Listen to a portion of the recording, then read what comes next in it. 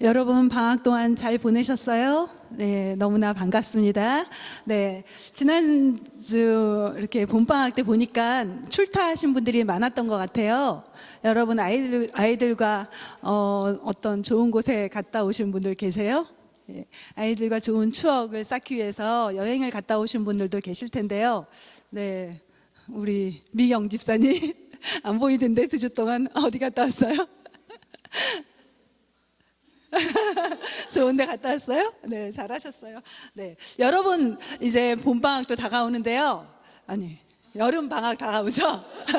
네, 제가 지금 여름방학 다가올 텐데 한국 갈 분들 미리부터 준비하고 계시죠? 네, 비행기 티켓을 미리 사야지 좀 저렴하게 살 수 있으니까. 한국 가려면 여러분 준비들을 하실 거예요. 만약에 올 여름에 여러분이 평생에 가장 가고 싶었던 곳을 갈 수 있게 해준다면 어느 곳을 가시겠어요? 머릿속에 다들 행복한 생각들이 많이 있을 텐데요. 우리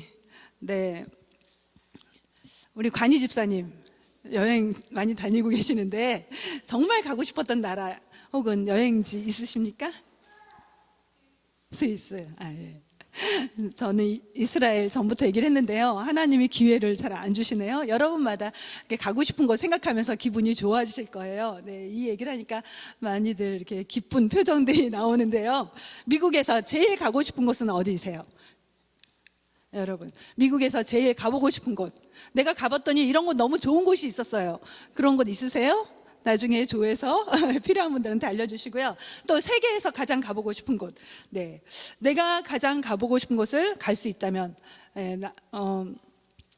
여러분은 무엇을 준비하겠어요?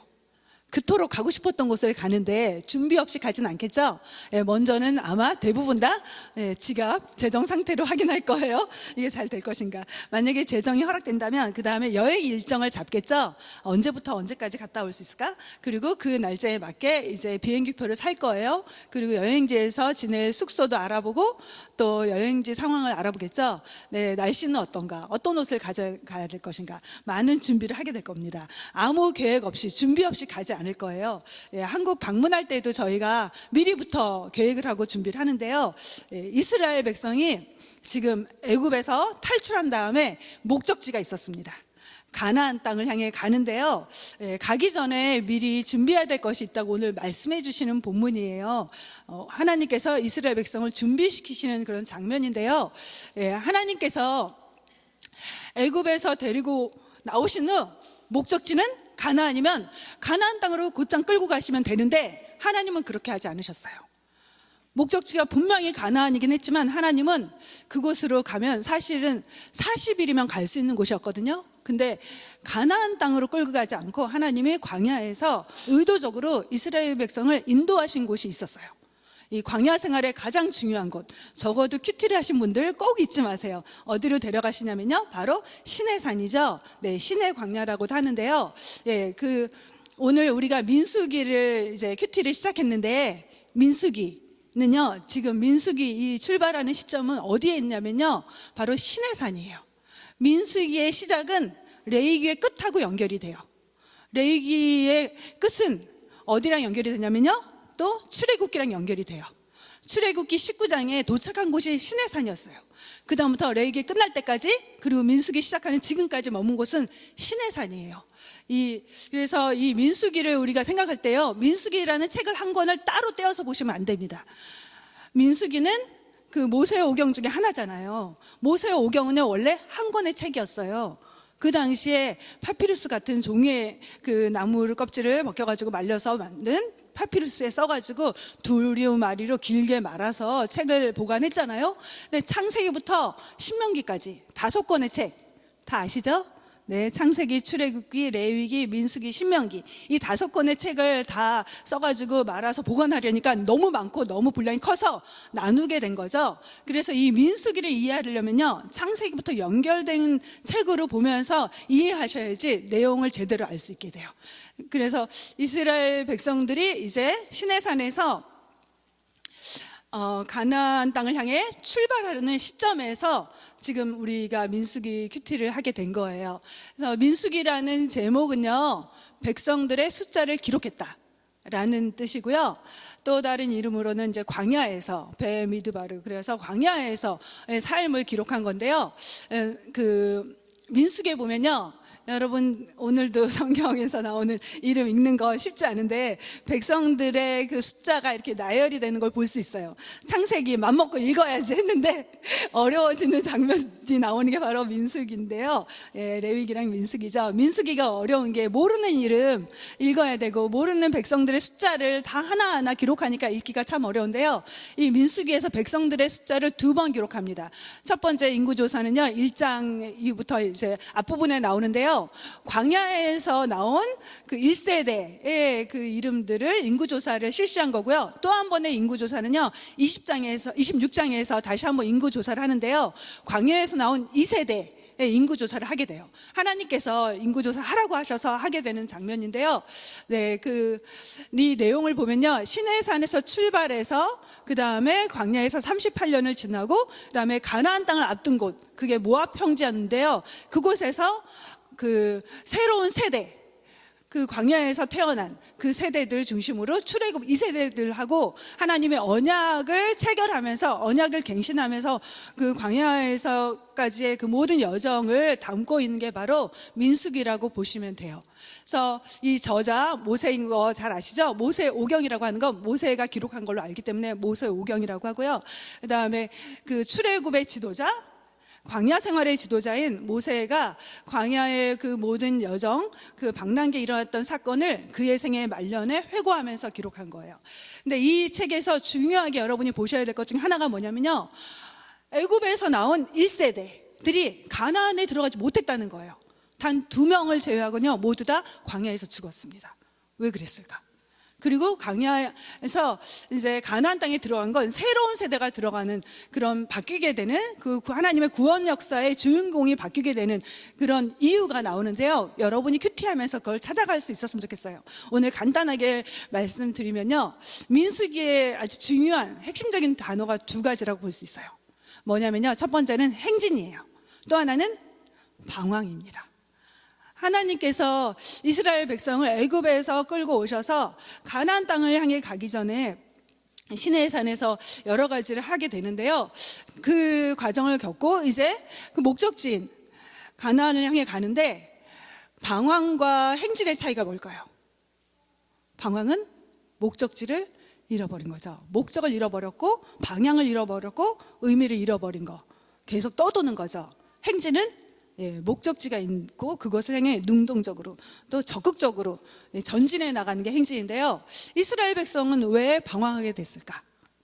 하나님께서 애굽에서 그들을 탈출하게 하신 후 하나님께서 그들을 정말 전능하신 손길로 돌보시고 보호하시잖아요.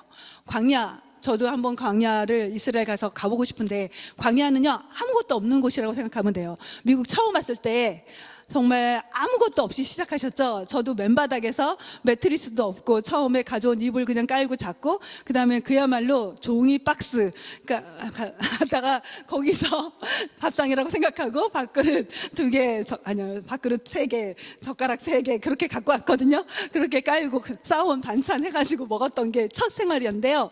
네, 광야란 곳은 아무것도 없는 곳이에요. 풀 한 폭이 자라지 않은 곳입니다. 그곳에서 이스라엘 백성들이 어떻게 생존할 수 있었을까?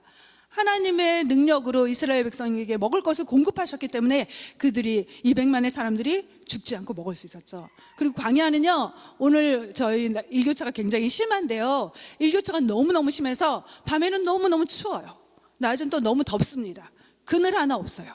그런데 하나님께서 밤에는 불기둥을 보내셔서 따뜻하게 하셨고 낮에는 구름기둥을 보내셔서 그들을 시원하게 지켜주셨기 때문에 광야 생활할 수 있었어요. 그들이 생존할 수 있었던 건 전적으로 하나님의 은혜와 돌보심 속에 가능했거든요. 그런데 이스라엘 백성이 시간이 지나면서 뭐하죠? 하나님, 만나 너무 지겨워요. 우리 만나면 언제까지 먹어야 됩니까? 우리도 고기도 먹고 싶어요. 고기 좀 주세요. 그렇게 하나님께 원망하고 불평하잖아요. 그리고 하나님에 대한 믿음을 어느 순간 놓쳐버립니다. 믿음을 잃고 그래서 방향을 상실하게 돼요. 그래서 결국은 그들이 말한 대로 우리는 가나안에 못 들어갈 것 같습니다. 그렇게 말한 대로 그들이 결국은 가나안에 못 들어가게 되죠. 믿음을 잃게 되면 우리 삶은요, 방황하게 돼요. 하나님을 향한 초점을 잃는 순간 우리 삶은요, 방황에 접어들게 돼요. 신앙생활에서 하나님을 놓친다는 거, 그게 얼마나 중요한 건지 다시 한번 깨닫게 해주는 게 바로 민수기예요. 그래서 이 민수기를 통해서 이스라엘 백성의 후손들에게 하나님을 어떻게 섬겨야 되는지, 하나님 안에서 어떻게 반응해야 되는지, 그 결과는 무엇인지 그걸 보여주기 위해서 교육하기 위한 자료로 이 민수기가 기록됐는데요. 바울은 이 민수기의 기록 목적을 신약에서 이렇게 말합니다. 그들에게 일어난 이런 일들은 본보기로서 말세를 만난 우리에게 경고고 우리를 깨우치기 위해서 기록됐다라고 말한 걸 볼 수 있어요. 여러분의 인생을 한번 돌아보세요. 나의 삶의 여정은 믿음으로 앞을 향해 가고 있는 여정인가? 아니면 여전히 믿고 있는다고 하는데 계속 그 자리에서 겉돌고 있는 신앙생활을 하고 있지는 않는가? 여러분이 하나님 향한 그 눈길을, 하나님 향한 시선을, 하나님 향한 초점을 계속 정확하게 두고 있다면, 그래서 하나님 원하시는 삶 향해 가고 있다면 믿음의 행진이 될 거예요. 영적인 성장이 있을 겁니다. 그런데 하나님 향한 초점을 놓치는 순간 여러분의 신앙생활은 아무리 열심히 해도, 나름대로 분주하게 뛰어다녀도, 나름대로 나는 열심히 하는 것 같지만 하나님을 놓치는 순간 여러분은 신앙의 방황이 시작되는 거예요. 많은 사람들이 신앙생활 나름대로 열심히 해보고 싶어요. 근데요, 제대로 못하는 사람 너무나 많습니다. 왜 그럴까요? 하나님이 원하시는 삶, 하나님과의 바른 관계, 하나님 향한 온전한 믿음, 그걸 놓치기 때문이에요. 나중에 하나님 없는 열심. 내가 원하는 대로 사는 거, 그게 신앙생활이라고 생각하지 마세요. 하나님이 원하시는 게 있습니다. 그리고 하나님과 먼저 바른 믿음의 관계를 정립해야 돼요. 그럴 때 우리가 목표를 놓치지 않고 하나님 원하시는 길을 걸어갈 수 있습니다. 그 조지 버나드라는 사람의 묘비, 우리 이거 만들어준 자매가 찾아냈는데요. 그의 묘비에는 소설가인데요. 우물쭈물하다가 내 인생 다 끝났다. 여러분 하나님을 놓치면요, 여러분의 인생이 그렇게 될 수 있어요. 이 세상에서 분주하게 바쁘게 나름대로 열심히 산 것 같지만, 부지런하게 산 것 같지만, 뭔가를 한 것 같지만 여러분의 인생 방황하다가 헛된 인생 살고 끝날 수 있습니다. 다시 한번 우리가 민수기를 보면서 큐티를 하면서 믿음을 다시 한번 점검해보는 시간을 가질 수 있기를 바랍니다. 오늘 본문 이제 들어가려고 하는데요. 본문의 배경을 설명해 주는 게 1절입니다. 같이 읽겠습니다. 이스라엘 자손이 애굽 땅에서 나온 후 둘째 해 둘째 달 첫째 날에 여호와께서 시내 광야 회막에서 모세에게 말씀하여 이르시되, 이 배경이 나오는데요. 이 애굽 땅에서 탈출한 뒤에 둘째 달, 그러니까 만으로는요, 정확하게 개월수로 따지면요 13개월이 지났을 때예요. 1년 1개월이 지났을 때, 그러니까 횟수로는 2년 2개월이 시작되는 그 시점이죠. 어느 곳에서냐면 시내 광야에서 일어난 일, 시내산이라고 말하죠. 저 지도 제가 일부러 찾았는데요. 시내산이 두 곳으로 지금 학자들마다 다른 견해가 있는데요. 이집트에서 나오자마자 홍해를 건너고 가운데 있는 지점을 보기도 하고요. 오른쪽에 있는 지점으로 보기도 하는데, 전통적으로는 그 가운데, 저기 세모 V자 가운데 있는 곳을 많이 이렇게 사람들이 생각했었어요. 그 지점이라고. 여튼 그 시내산인데요. 아까도 말씀드린 것처럼 우리가 여기서 아주 중요한 질문을 하나 하길 원하는데요. 왜 하나님은 이스라엘 백성을 애굽에서 데리고 나오셨으면, 가나안이 목적지라면 가나안으로 곧장 데려가시지 왜 시내산으로 데려가셨을까? 왜 그럴까요? 이 부분을 이해하는 게 구약을 이해하는 대단히 중요한 부분이에요. 정말 이건 아주 중요한 부분인데, 여러분이 이 부분은 꼭 머리에 새기시고요, 구약을 볼 수 있었으면 좋겠어요. 왜 하나님은 이스라엘 백성을, 하나님이 목적하시고 의도하신 곳이 가나안이라고 하셨으면 가나안으로 바로 끌고 가시면 되는데 왜 굳이 2달이나 걸려서 시내산이라는 곳에 도착하게 하셨을까? 시내산에서 하신 일이 뭔지 아세요? 출애굽기 19장에 보면요, 하나님이 이스라엘 백성과 언약을 체결하세요. 하나님이 이스라엘 백성을 애굽에서 이끄신 목적과 의도가 나타나는데요. 하나님과 이스라엘 백성 사이에 언약식을 먼저 체결하게 하십니다. 언약식, 언제 들어보셨죠? 젊은 남녀가 서로 만나고 흔히 말해 썸을 타고 그 다음에 좋아하는 마음이 있고, 그럼 데이트하면서 서로 관계가 발전이 되죠. 그리고 사랑하게 되죠. 그러면 보통 언약식을 한다고 그래요. 너는 나만 사랑해. 딴 사람 보면 안 돼. 나도 너만 사랑할게. 그러면서 그 언약식의 법적이고도 사회적인 그런 그 의식이 뭐냐면 결혼이잖아요. 그래서 하나님의 백성과 하나님 사이의 관계를 확인하는 시간이 바로 언약식인 거예요. 근데 우리가 생각하는 남녀가 하는 언약식보다 훨씬 더 강한 구속력을 갖고 있어요. 법적인 효력을 갖고 있는 그게 언약식인데요. 하나님과 이스라엘 백성이 어떤 관계인가? 아브라함과 하나님이 이스라엘의 조상인 아브라함과 하나님이 언약을 체결하셨죠. 구약 창세기를 보는 가장 중요한 핵심이 뭐냐면요, 하나님과 아브라함이 어떻게 언약을 맺었는가. 하나님이 아브라함을 부르시면서 하나님이 내가 너를 통해서 민족을 이루게 할 거고 땅을 선물로 줄 거야 하면서 언약을 체결하십니다. 그러면서 하나님이 그 언약에 신실하게 아브라함의 믿음을 키워가시면서 그 언약을 이루기 위해서 아브라함의 생애를 이끌어 가세요. 그리고 이삭에게 그 언약이 이제 이어져 가거든요. 그래서 이삭의 생애에서 여러 가지 에피소드가 있지만 제일 중요한 건 언제 이삭이 하나님과 언약을 맺었는가예요. 그리고 그 다음에 언약이 야곱에게로 흘러가요. 그래서 야곱의 생애에서 여러 가지 스토리들이 제일 많지만 하나님과 야곱이 언약을 맺는 장면은 어디인가? 베델의 하나님, 베델에 만나서 내가 너를 지켜줄게. 너를 떠나지 않을 거야. 그렇게 하나님과 야곱이 약속을 하는 그런 장면들이 바로 언약을 체결하는 장면이에요. 그리고 이제 하나님이 아브라함에게 하셨던 그 약속이 이스라엘 민족으로 이어져 내려오면서 계승되면서 다시 한번 그 이스라엘 백성들과 언약을 시내산에서 맺게 되는 거죠. 그래서 하나님의 백성임을 확인하는 시간을 갖게 돼요. 그래서 하나님의 백성은 어떻게 살아야 되는가? 하나님은 신실하게 너희를 돌봐줄 테니까 내가 너희를 지켜주고 보호해줄게. 그 대신에 너희가 나의 백성답게 살아야 돼. 나의 백성은 이방 민족들처럼 살면 안 돼. 하나님의 백성들은 하나님 안에 섬기고 살아야 돼. 그렇게 하나님이 이스라엘 백성을 향해서 하나님의 백성다운 삶의 모습을 알려주는 게 뭐냐면요, 율법이에요. 율법은 하나님의 백성이 살아야 될 삶의 모습을 알려주는 법전인 거예요. 그래서 율법이 어디부터 시작하냐면요, 출애굽기 20장 10계명이 시작하면서부터 율법이 나오기 시작하거든요. 율법의 근간이 되는 게 10계명이에요. 10계명 다 아시죠? 나 외에 다른 신을 두지 말라. 거기부터 쭉 나오는 10계명이 하나님이 이스라엘 백성들에게 주신 법의 아주 중요한 부분인데요. 그 법이 크게 세 가지로 나눈다고 했잖아요. 하나님을 어떻게 섬기고 예배해야 되는지, 하나님을 어떻게 경외해야 되는지, 그 법이 바로 레위기예요. 레위기에 나오는 거 제사들 너무 지루하시죠?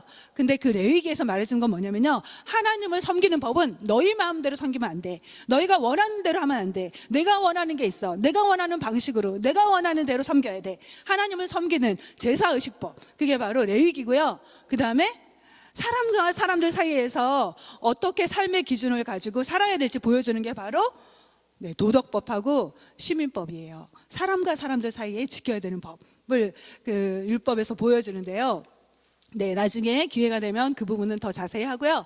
그러면서 이제 마지막으로, 그러면 하나님을 예배하고 제사하는 장소가 필요하잖아요. 하나님을 섬기는 이스라엘 백성이 하나님을 제사하고 하나님을 섬기기 위해서 하나님이 특별하게 구별된 장소, 거룩한 성소. 그런데 이스라엘 백성이 지금 광야잖아요. 계속 이동해 가야 되잖아요. 그래서 이동할 수 있는, 하나님을 만날 수 있는, 제사드릴 수 있는 장소를 하나님이 제작하게 하세요. 그게 바로 성막입니다. 타버나클, 성막을 짓게 하시고 성막이 완성된 다음에 이제 중요한 모든 일을 끝냈어요. 그래서 이제 약속의 땅을 향해서 본격적으로 행진하려고 합니다. 바로 그런 시점이 바로 이 민수기 시점인 거예요. 이 시점에서 하나님이 명령을 하세요. 2절 말씀입니다.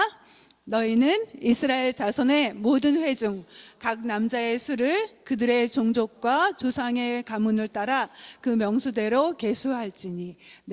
하나님 이렇게 말씀하시는 거예요. 이스라엘 백성들은 애굽에서 나왔으니까 나온 다음에 벌써 1년이 넘었잖아요. 그들의 목적지는 어디죠?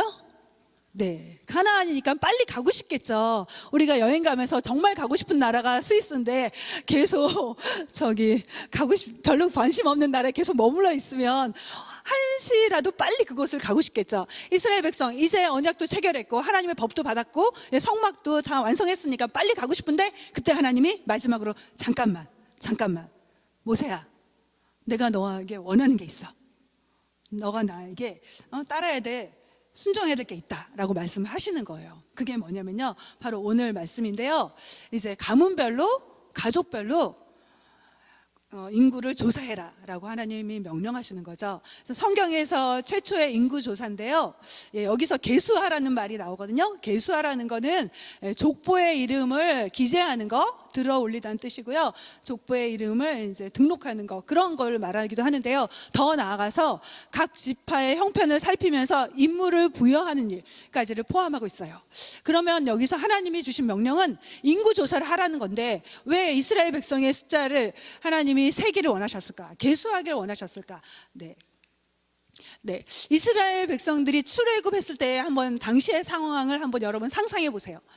지금 출애굽은요, 이스라엘 백성들이 굉장히 긴박하게 탈출한 사건이잖아요. 애굽에서 바로 왕은 이스라엘 백성을 보내고 싶어 하지 않았어요. 왜 그렇죠? 200만이나 되는 노예들을 데리고 있으면 엄청난 일을 시킬 수 있잖아요.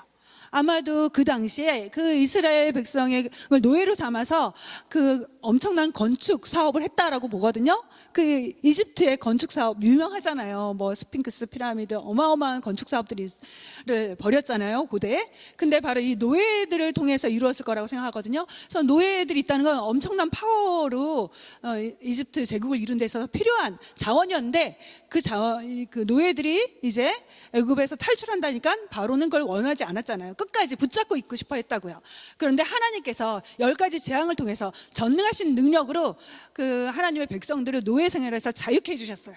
그런데 그 탈출은요, 만약에 우리가 피난민 경험은 없지만 우리나라 그 옛날에 전쟁이 일어났을 때 피난한 확률을 한번 생각해 본다면요, 금방 와닿을 거예요. 정말 아이 데리고 아이 등에 업고 또 짐을 머리에 이고 또 부모님, 연로하신 부모님 모시고 이거 술에 끌면서 그렇게 이스라엘 백성들이 피난 행렬같이 그렇게 애굽에서 나온 거죠. 그래서 그들은 전혀 조직을 갖추지 못한 상태였어요. 마치 도떼기 시장 같은 그런 모습으로 아주 급박하게 애굽에서 나온 그런 상태였죠. 그런 상태였는데 하나님은 이 명령을 통해서 이제 행정적인 조직을 정비하게 하신 걸 볼 수 있습니다. 그러면서 하나님께서 가나안을 향해 가시면서 이스라엘 백성을 계수하게 하신 목적과 의도가 그 다음 절에 나오는데요. 3절 말씀 같이 읽겠습니다. 이스라엘 자손 중 20세 이상으로 싸움에 나갈 만한 모든 자를 너와 아론은 그 진영별로 계수하되. 계속해서 나오는 게 계수인데요. 어떤 사람을 계수하러 가셨냐면 계수의 대상, 정확하게 보면요, 20세 이상의 군대에 입대할 수 있는 남자.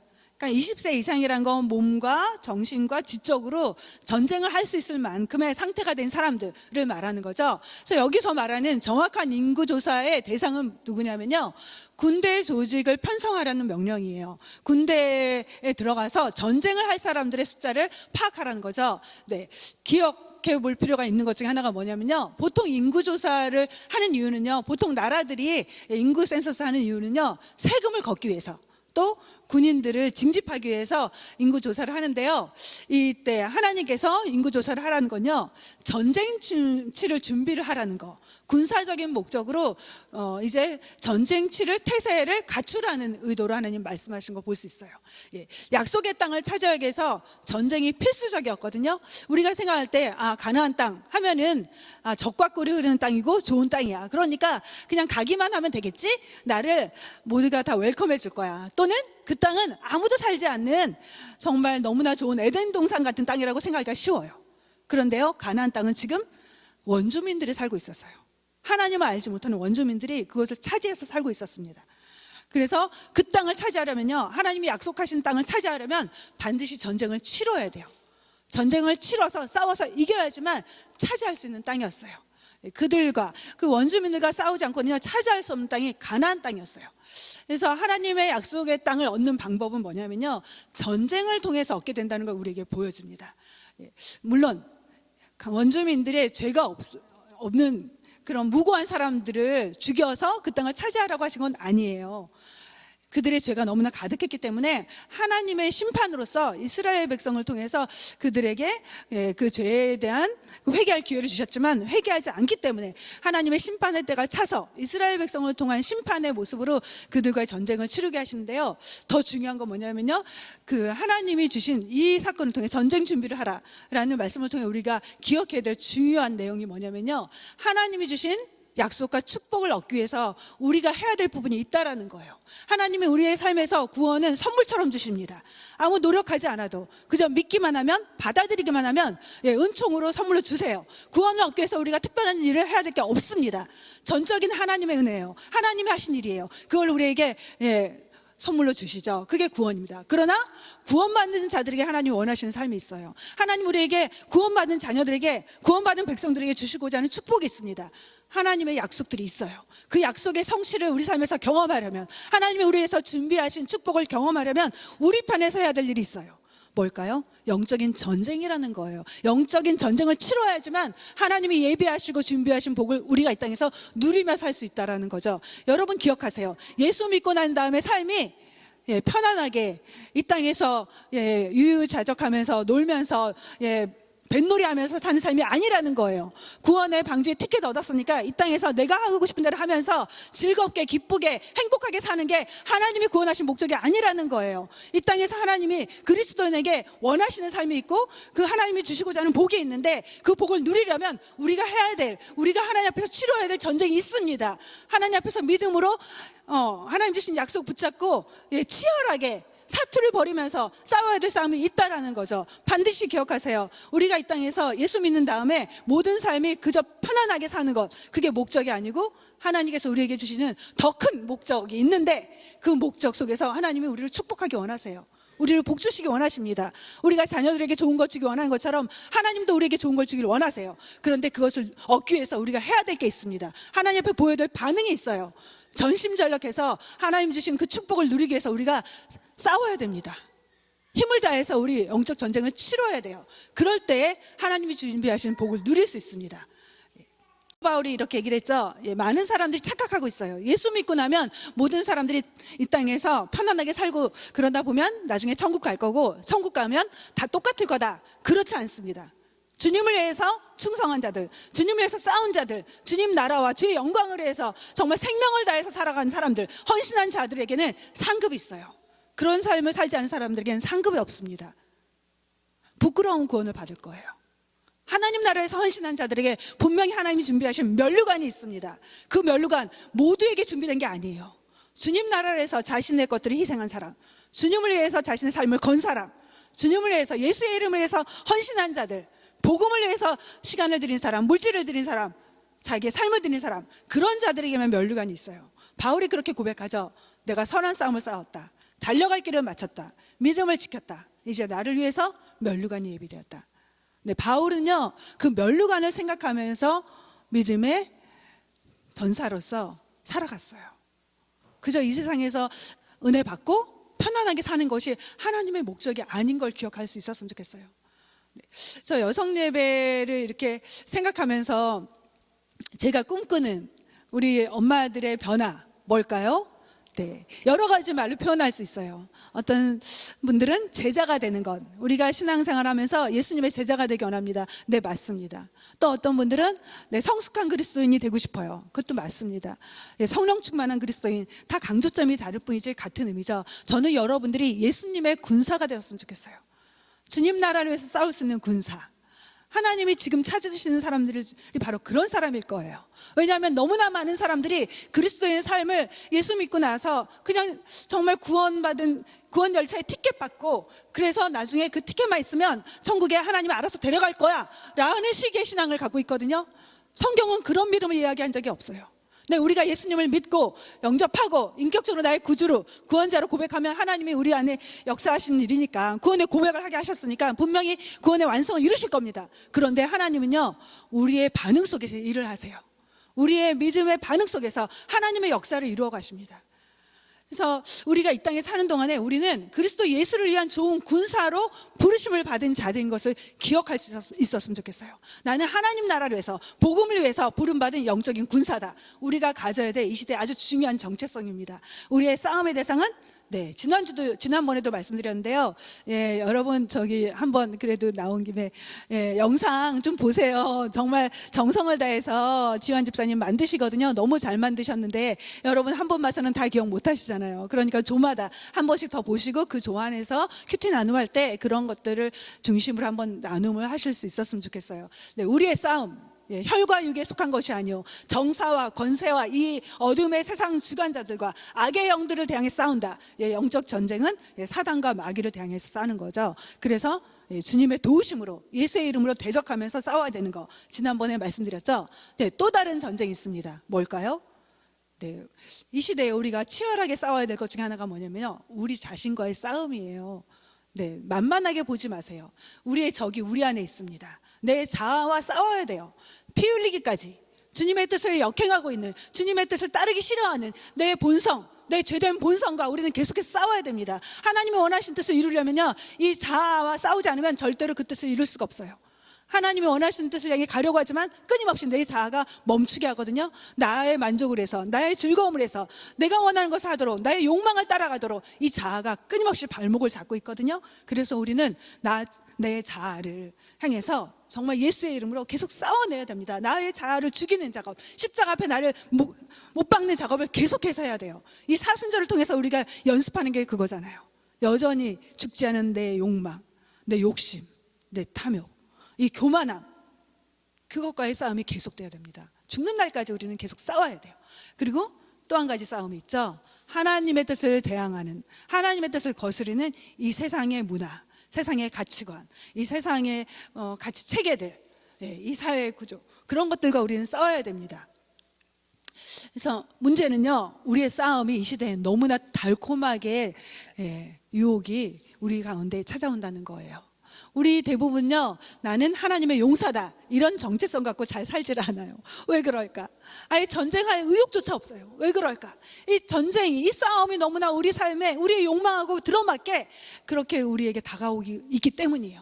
특히 이 시대에 정말 너무나 어려운 것 중에 하나는 우리는 모두 다 전의를 잃은 사람처럼, 그런 군사처럼 살 때가 너무나 많습니다.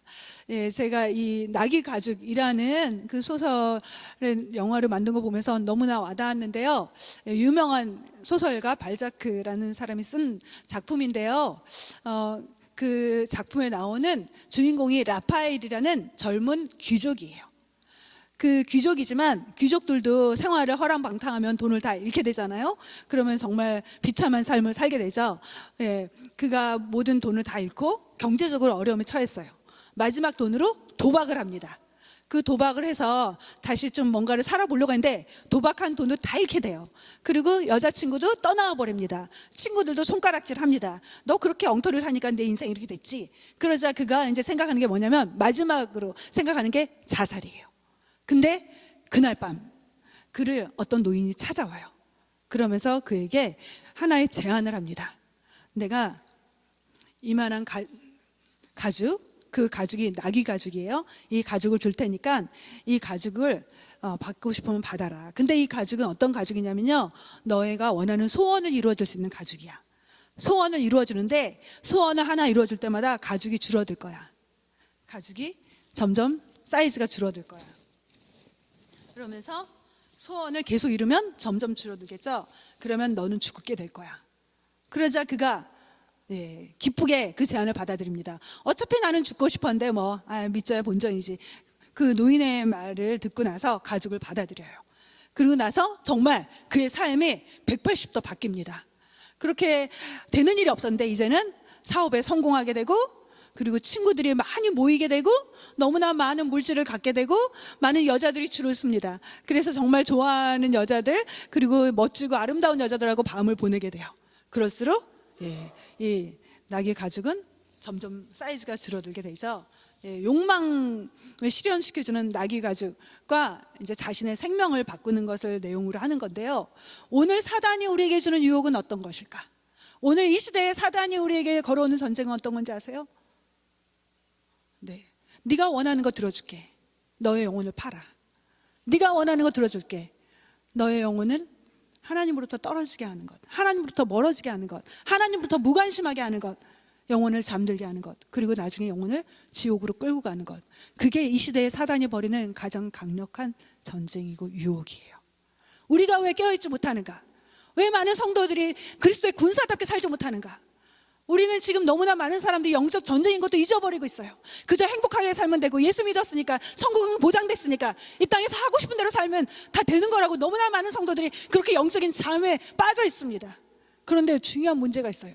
여러분이 잠드는 순간 여러분의 영혼만 병들 것이 아니라 여러분의 자녀들도 병들게 돼 있다는 것, 여러분의 자녀들이 피 흘리게 되었다는 것, 여러분의 자녀들이 사단이 찌르는 그 칼에 온몸이 만신창이가 될 수 있다는 것, 그리고 언젠가 사단의 노예가 돼서 지옥으로 갈 수도 있다는 것. 그래서 여러분이 깨어 있어야 돼요. 여러분 영혼이 깨어 있지 않으면 여러분의 자녀를 지킬 수 있는 사람은 아무도 없어요. 하나님은 우리를 군사로 부르셨습니다. 군사에게 요구하시는 게 있어요. 뭘까요? 네, 디모데후서에 나오는 말씀입니다. 같이 읽겠습니다. 그러므로 너는 그리스도 예수의 좋은 군인으로 고난을 받으라.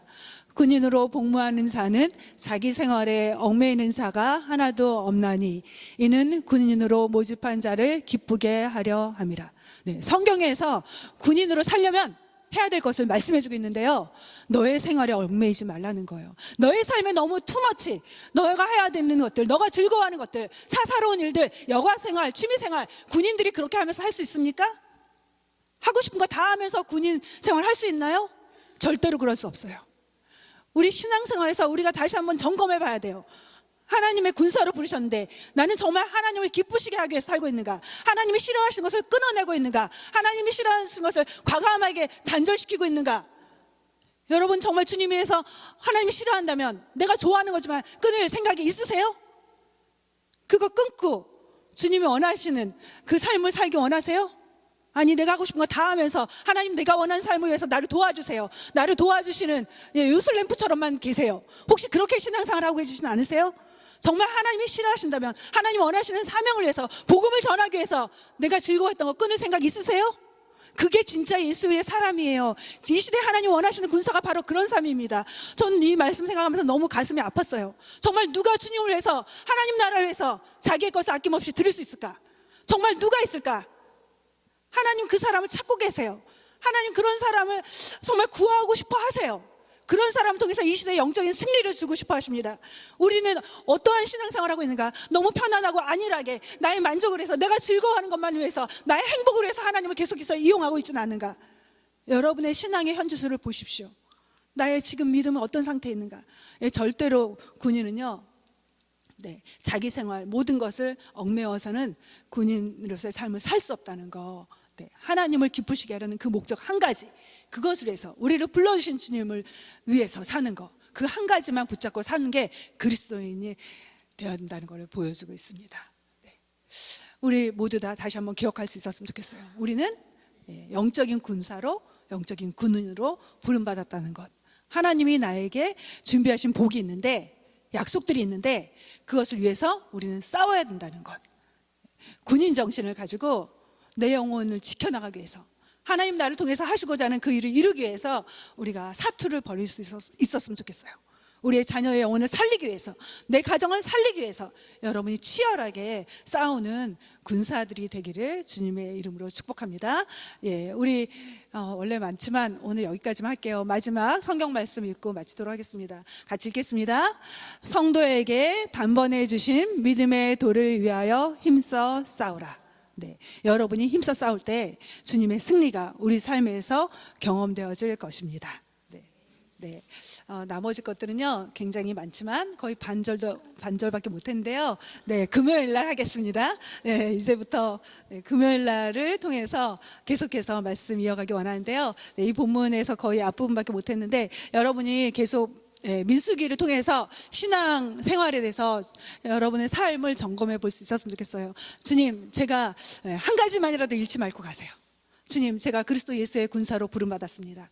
이 군사로서의 삶을 제가 다시 한번 깨닫게 하시고 군인 정신을 가지고 신앙생활을 하게 해주십시오. 하나님의 군대, 제가 갖고 있는 비전 중에 하나가 바로 에스겔 선지자가 본 환상이거든요. 에스겔 선지자에게 하나님이 환상을 보게 하세요. 골짜기로 에스겔 선지자를 데려가십니다. 그 골짜기에 뭐가 있었냐면요, 뼈들이 가득했어요. 그 뼈들이 가득한데 하나님께서 말씀을 대언하라고 하세요. 말씀이 선포되자 뼈들이 서로 들어맞기 시작합니다. 연결되기 시작해요. 그러면서 그 위에 힘줄이 붙습니다. 근육이 붙죠. 그리고 살이 붙습니다. 마지막에 가죽까지 덮어요. 그런데 움직이지는 못합니다. 하나님께서 다시금 말씀을 선포하게 하십니다. 그래서 선지자가 선포하자 생기야 들어가라 하자 그 겉은 사람인데 아직 움직이지 못하는 생명이 없는 그 사람에게 생기가 들어가면서 그때 일어서게 돼요. 근데 그 일어선 사람들의 모습이 어떤 모습이었냐면요, 군대였어요. 군대. 저의 비전이에요. 여러분들이 하나님 나라의 좋은 군사들로 하나님의 군대로 여성예배 공동체가 세워졌으면 좋겠어요. 우리 정말 그 김홍구 성사님 말씀하신 것처럼 여전사, 네, 주 예수를 위한 좋은 군사, 우리 모두가 될 수 있기를 주님의 이름으로 축복합니다. 같이 기도하겠습니다.